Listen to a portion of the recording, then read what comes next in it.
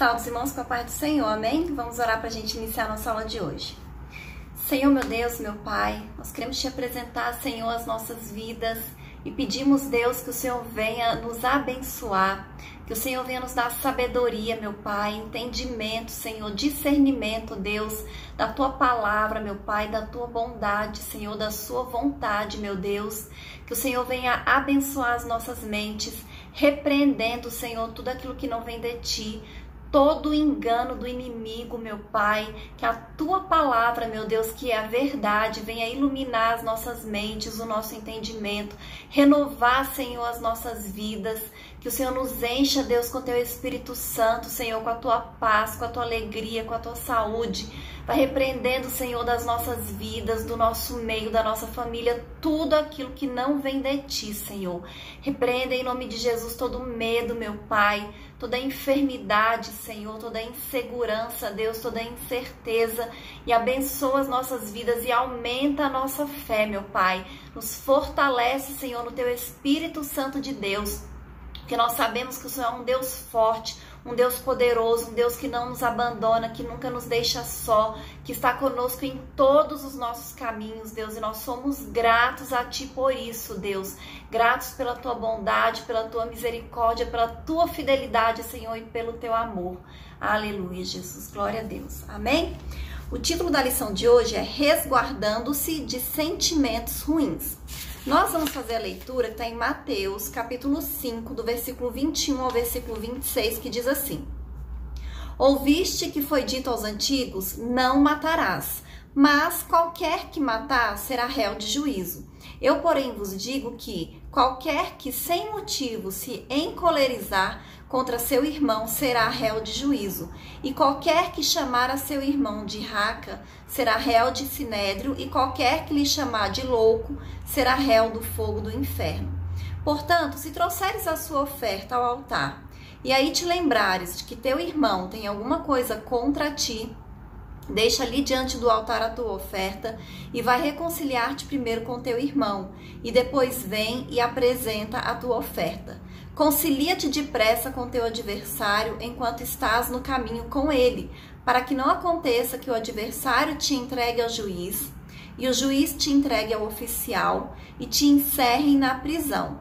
Em verdade te digo que, de maneira nenhuma sairás dali enquanto não pagares o último ceitil. Amém? Então, a gente está estudando nesse trimestre, né, sobre o Sermão da Montanha, e nós vimos na lição passada que Jesus, ele veio para cumprir a lei. Então, em nenhum momento Jesus ele foi contra a lei, muito pelo contrário, a gente vê que no próprio Sermão da Montanha, ele explica de uma maneira mais profunda a lei, né, para que as pessoas entendam e para que as pessoas de fato cumpram. E aqui nessa passagem especificamente, ele está falando sobre sentimentos, né, que nós devemos evitar esse sentimento de ódio, de rancor, de raiva. E hoje em dia, através da ciência, né, através dos estudos, nós sabemos o quanto que os sentimentos eles têm influência e têm importância nas nossas vidas. Através de sentimentos, nós podemos produzir coisas boas nas nossas vidas, né? Hormônios que fazem bem para o nosso corpo, mas também nós podemos produzir hormônios, né, que fazem mal para o nosso corpo e para a nossa saúde.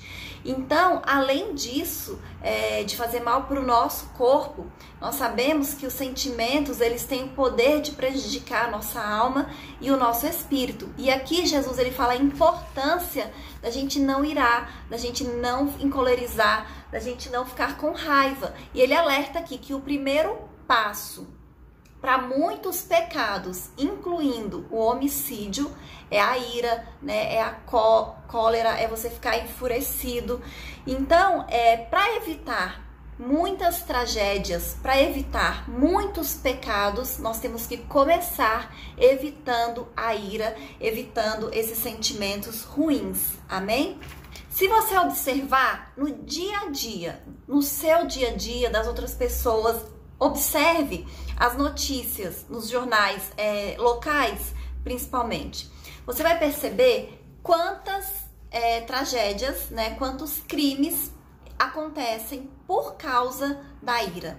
Quantas pessoas que ficaram iradas no trânsito e por causa dessa ira, dessa fúria, dessa cólera, elas acabaram cometendo crimes, né, fazendo coisas que depois elas se arrependeram profundamente, porque aquele momento de ira, aquele momento de raiva trouxe consequências às vezes irreversíveis para a vida delas. Né? Quantas pessoas se envolvem em brigas no trânsito e acaba tirando a vida de outra pessoa, ou às vezes comete algum tipo de violência e traz prejuízo para o corpo da pessoa, que é irreversível, né? Então tudo isso por causa da raiva, por causa da cólera, por causa da ira. E se nesse momento de cólera, de raiva, de ira, ao invés de você agir imediatamente, você parar, você respirar, você contar até 10, você fizer uma oração, com certeza a sua atitude vai ser diferente e com certeza a consequência que aquele ato vai trazer para a sua vida vai ser completamente diferente. Então, Jesus ele nos ensina isso, né? Que nós temos que controlar esses impulsos, que nós temos que evitar sentimentos ruins, amém? E aí o primeiro tópico da lição, ele diz assim: o evangelho não é antinomista. E o que é isso? A palavra, ela tem uma definição constituída do grego anti, que quer dizer contra, e nomos, que quer dizer lei. Então diz respeito a tudo que é contrário às leis e às normas. Então, a palavra de Deus, o evangelho, não é antinomista, não é contra as normas, não é contra as leis. E nós já estudamos isso, né, através da própria vida de Jesus, não apenas das palavras de Jesus, né, porque ele ensinou que nós temos que cumprir a lei, mas com a vida de Jesus, com o testemunho dele, ele viveu isso, né, ele cumpriu toda a lei de maneira profunda, então ele não deixou nada de fora, né? Ele cumpriu tudo exatamente de acordo com o que estava escrito na palavra de Deus. A lei e o evangelho. Então Jesus, ele não descumpriu nada da lei, muito pelo contrário, ele cumpriu toda a lei, né? E quando Jesus fala, lá em Mateus, capítulo 5, versículo 21, ele falou: ouviste o que foi dito aos antigos? Ele está reforçando mais uma vez a importância de você cumprir a lei, e ele cumpre de uma maneira mais profunda, porque ele diz: não matarás, e qualquer que matar será réu de juízo. Mas eu digo, qualquer que se irar sem motivo já é como se estivesse cometendo o pecado de homicídio, já é como se estivesse matando. Então Jesus, ele é mais profundo no cumprimento da lei, né? Ele é mais cirúrgico, ele deixa mais claro como é que a lei deve ser cumprida. E ele não alivia, muito pelo contrário, ele ensina que a lei deve ser cumprida exatamente como ela é, no sentido original da sua palavra, no sentido mais profundo e mais correto, que é isso que o Senhor quer de nós, amém? E por que Jesus fala isso? Porque ele fala o óbvio, que muitas vezes a gente esquece, né? Porque o homicídio, ele tem início na ira, ele tem início no coração humano. Então, a partir do momento que você fica furioso, que você fica com ódio de uma pessoa, é daí que vai surgir os pensamentos até chegar à ação de fato você matar alguém, amém? Quando Caim matou Abel, não foi assim de repente. Primeiro ele ficou com inveja, ficou com raiva, porque o sacrifício de Abel foi aceito e o dele não. Então foi algo que ele ficou remoendo ali dentro dele, até que ele chegou à ação de matar Abel. Então Jesus, ele deixa isso mais claro, né, mais explícito do que realmente é o homicídio, quando é que começa o homicídio. O outro tópico diz assim: legalismo versus antinomismo. Então o legalismo é uma atitude que se concentra na observância e prática rigorosa das leis. Então, quando você fala que alguém é legalista, é aquela pessoa que quer cumprir a lei exatamente do jeito que está escrito, né? Mas os legalistas, eles acham que o elemento determinante para eles alcançarem o favor de Deus é o cumprimento da lei. Por outro lado, tem os antinomistas, que eles rejeitam qualquer tipo de lei, né? Todas as normas morais, e eles acham que eles estão livres para pecar. Então aí já é totalmente o contrário. Enquanto os legalistas acham que eles vão receber o favor de Deus através do cumprimento da lei, os antinomistas, eles acham que eles não precisam cumprir a lei, né? Porque a lei é uma coisa do passado, que Jesus já fez, já pagou, e que agora, mesmo se você tiver uma vida de pecado, você recebe a graça e o favor de Deus. E como eu já disse, né, outras vezes, eu gosto sempre de falar isso, quando a gente tem um encontro com o Senhor, nós vamos mudar o nosso comportamento e a nossa atitude. Por causa do nosso relacionamento com Deus, nós não vamos querer ter uma vida de pecado. Então, nós vamos evitar o pecado. É lógico que nós sabemos que a graça, que o favor, que a salvação é imerecido. Não é porque nós merecemos, nós somos abençoados, é porque o Senhor nos ama, é porque o Senhor é bondoso, mas porque nós amamos a Deus, nós queremos cumprir, nós queremos obedecer. A obediência agrada a Deus. Amém? E aí eu falei isso também na outra lição, que tudo aquilo que o Senhor diz para nós fazermos é bom. O Senhor não pede nada de ruim para nós fazermos, Ele só pede coisas boas. E quando Ele deixou as leis ali para Moisés, é porque tudo aquilo que Ele ensinou, seja de ensinamentos para as condutas diárias, com relação à higiene, com relação ao nosso relacionamento com o próximo, com as pessoas, princípios morais, valores, né? Tudo isso que Deus deixou com relação à nossa vida espiritual também, essas leis, ensinamentos, são coisas boas. E por serem boas, nós não precisamos deixar de fazer, né? Então hoje nós vivemos na época da graça, mas a lei, ela continua sendo boa, ela não é ruim. E porque nós amamos a Deus e nós obedecemos a Deus, então naturalmente a gente acaba também obedecendo a lei. Amém? Então não é algo ruim que a gente tem que desprezar. Tudo aquilo que o Senhor ensinou, tudo aquilo que o Senhor deixou é bom, e é bom para nossa vida. Não é que é bom para Deus, é bom para nós, seres humanos. Amém? Então, quando nós cumprimos valores e princípios bíblicos, é bom para a gente. A nossa vida que vai melhorar. Então nós seremos abençoados, nós seremos prósperos, nós teremos a atitude correta diante da vida, né, diante das decisões que nós temos que tomar, diante dos acontecimentos, né, que vêm sobre nós todos os dias. Então, e isso Jesus deixou bem claro também, a lei, ela é boa, amém? O próximo tópico diz assim: a cólera é o primeiro ato para o homicídio. Jesus e o sexto mandamento. Então Jesus, ele não anulou o sexto mandamento, né, dos 10 mandamentos, que é não matarás. Ele deu uma interpretação ainda mais profunda, né, ainda mais elevada, que revelou que a ira ou a cólera contra o seu irmão é um tipo de homicídio no seu coração. E como afirmou o apóstolo João, lá em 1 João capítulo 3,15, assim: qualquer que aborrece a seu irmão é homicida, e vós sabeis que nenhum homicida tem permanente nele a vida eterna. Amém?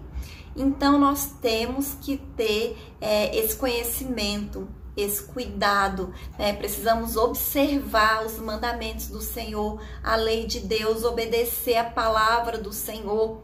E não é por acaso que o verbo irar no grego, que está lá em Mateus 5:22, é a palavra orgizo, que significa provocar, incitar a ira, estar zangado, estar enfurecido.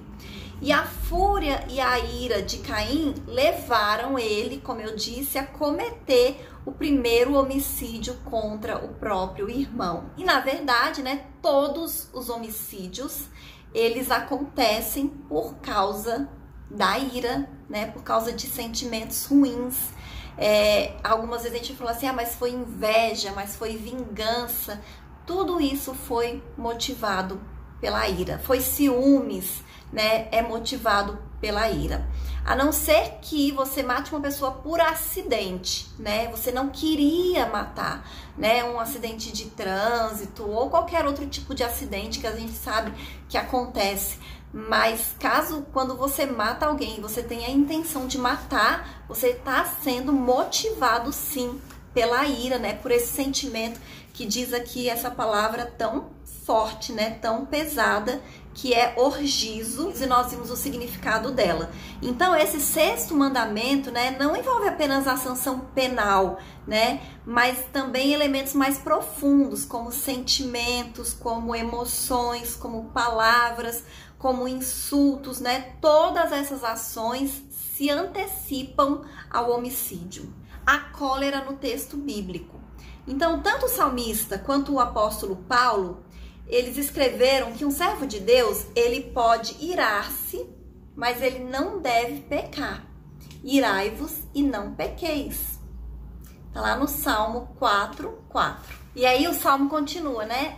Refleti em vosso travesseiro e acalmai-vos, né? Então é de você ter um tempo, você pensar, você refletir, você orar, você colocar diante de Deus, né? Todo esse sentimento. E às vezes as pessoas, elas cometem injustiças contra as nossas vidas, né? Elas até fazem mal mesmo. E às vezes é intencional, né? As pessoas fazem mal para nós com a intenção de fazer mal. E é natural que a gente fique com raiva quando isso acontece. Mas ao invés da gente agir, né, por vingança, nós temos que colocar diante de Deus, porque é o Senhor que faz a nossa vingança. É o Senhor que retribui o mal que fizeram contra as nossas vidas. Às vezes é difícil a gente agir dessa maneira, né? Porque a gente fica pensando assim, mas as pessoas vão pensar que eu sou boba, as pessoas vão pensar que eu aceito qualquer coisa. E não é que nós somos bobos ou que nós aceitamos, mas existem muitas coisas que a gente tem que deixar Deus agir, né? A gente tem que deixar Deus ser o juiz. A gente tem que deixar Deus fazer a vingança em nosso lugar, porque com certeza é muito melhor do que a nossa própria vingança, né? Do que a vingança do homem, do que qualquer pessoa poderia fazer. Mas a gente tem que ter essa confiança no Senhor, né? Amém? E aí, a ira, ela é uma emoção humana.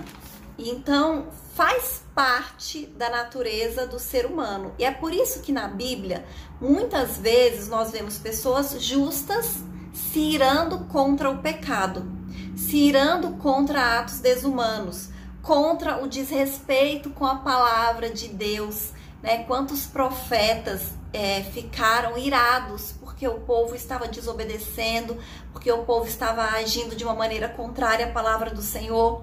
O próprio Senhor Jesus, ele manifestou a sua ira contra os que estavam fazendo do templo de Deus um covil de ladrões. Lá em João, capítulo 2, versículo 13 ao 17, né, fala desse ato de Jesus. Mas a ira, ela não pode nos controlar.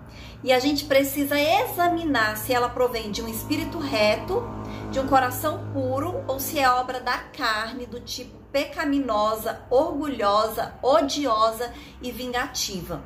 Então nós temos que ter muito cuidado com os sentimentos, né, que estão guiando as nossas vidas. Amém? Então, o que a gente não pode esquecer, que a Bíblia nos ensina, é que a ira não pode nos dominar, que não pode estar no controle das nossas vidas o ódio, a fúria, a ira, a cólera. Amém?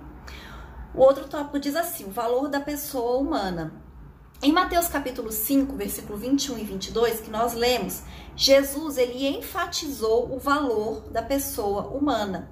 Por isso que, quando você chama alguém de raca, que é a palavra que ele utiliza, né, que significa inútil, cabeça oca, vazia, é uma ofensa tão grande e tão grave que é igualada à blasfêmia.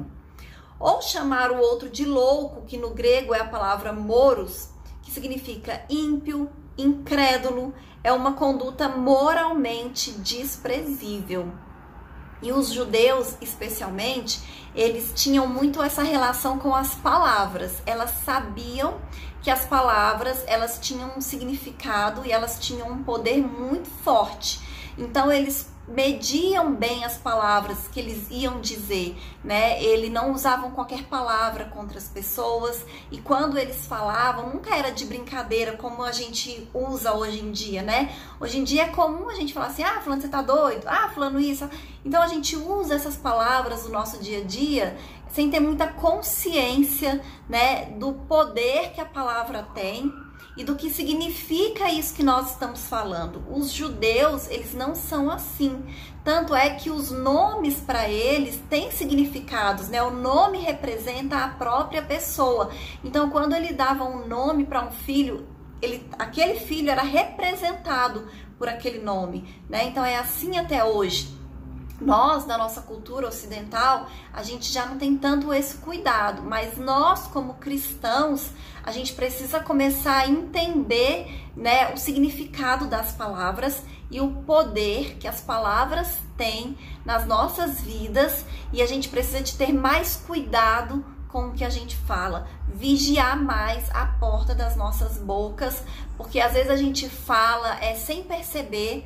Às vezes a gente fala brincando e acaba amaldiçoando, né, a vida das pessoas que estão próximas a gente, pessoas que a gente ama e que a gente não quer amaldiçoar de maneira alguma, muito pelo contrário, nós queremos abençoar. Mas às vezes no momento de distração, de brincadeira, a gente acaba proferindo palavras que não são bênção. Então nós temos que ter esse cuidado, amém? Então, para quem utilizasse essas palavras, né, Jesus diz aqui, racá e louco, a condenação, a consequência era se tornar réu do sinédrio e receber a condenação para o fogo eterno. Então era algo que era muito sério, né, e muito grave. E aí o Senhor Jesus mostra que não só peca quem comete o homicídio, mas também os que nutrem cólera e ira e ódio e rancor no seu coração contra o seu irmão. Amém? Então a vida humana, ela tem um valor sagrado para Deus. Todas as vidas são sagradas para Deus. Então a gente precisa aprender, né, o que a Bíblia nos ensina realmente. E serve para os nossos dias atuais, se encaixa perfeitamente. E a Bíblia nos ensina, e nós precisamos observar isso, né? Que o patrão, ele tem que tratar bem o seu empregado, e o seu empregado tem que respeitar o seu patrão. O irmão não pode fazer acepção das pessoas, né? Nem por causa de cor, nem por causa de condição social, nem por causa de condição intelectual. Não deve existir esse tipo de acepção no nosso meio. E como diz o apóstolo Paulo, lá em Atos capítulo 10, versículo 34, reconheço por verdade que Deus não faz acepção de pessoas. E quando a gente lê a Bíblia, o Antigo Testamento, a gente vai ver que Deus usa, e o Novo Testamento também, né, os discípulos, todas as pessoas. A gente vai ver que existe uma diversidade tão grande, né? Então Deus usa o estrangeiro, Deus usa a mulher, que naquela época era desprezada, Deus usa o pobre, Deus usa o rico, Deus usa todas as pessoas de maneiras diferentes. E aí a gente percebe que realmente Deus não faz acepção de pessoas, amém? Então, mesmo no Antigo Testamento, quando o Senhor não tinha falado nada dos gentios, né, de que a salvação também era para os gentios, eles eram os judeus, o povo escolhido de Deus, e a gente percebe que o Senhor trouxe até para a genealogia de Jesus estrangeiros, como Ruth, que era moabita, né?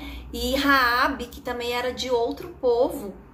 Então o Senhor traz essas duas mulheres, uma estrangeira e a outra que era prostituta, para a genealogia de Jesus, por causa que elas foram mulheres que confiaram em Deus, que foram obedientes ao Senhor, né? E a vida delas foi transformada, a dignidade foi resgatada por causa desse encontro que elas tiveram com o Senhor, por causa da obediência que elas tiveram e da fidelidade que elas tiveram diante do Senhor, né? Então Deus, ele não faz acepção de pessoas.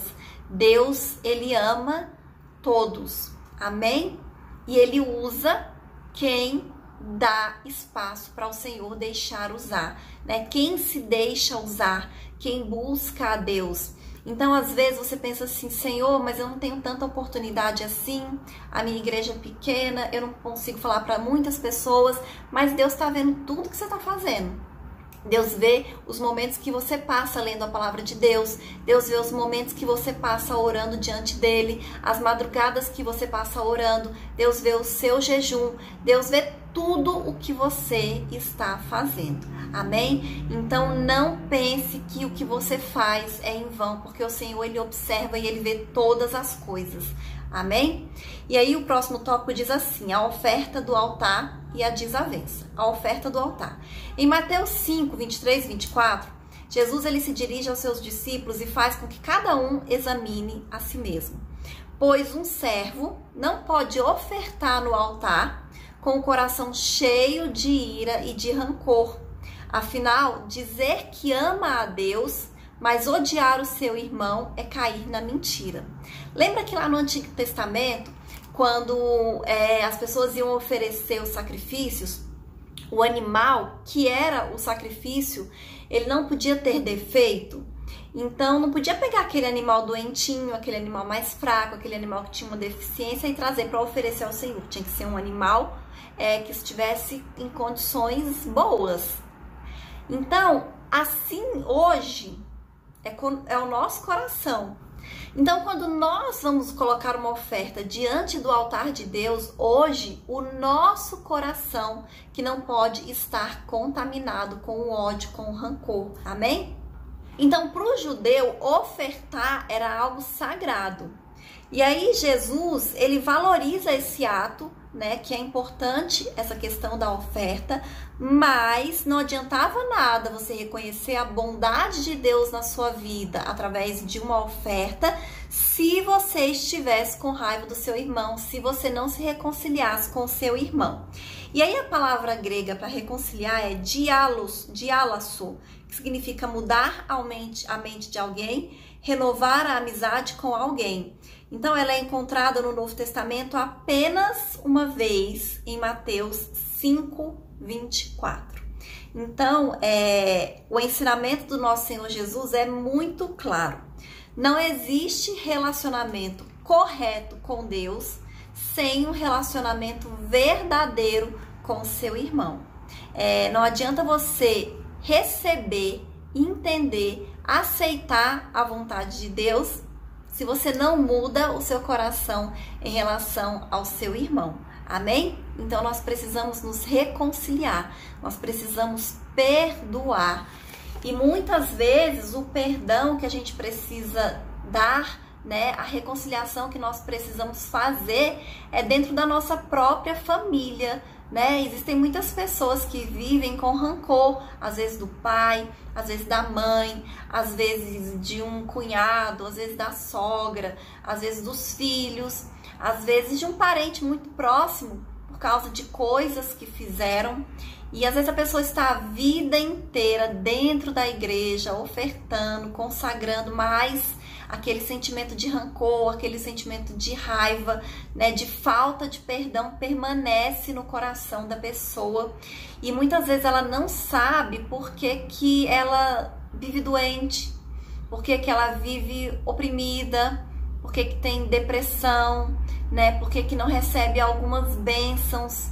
E às vezes é por causa dessa falta de liberar o perdão, né? De limpar o coração de toda mágoa, de todo rancor, né? De todo ressentimento, de todo ódio.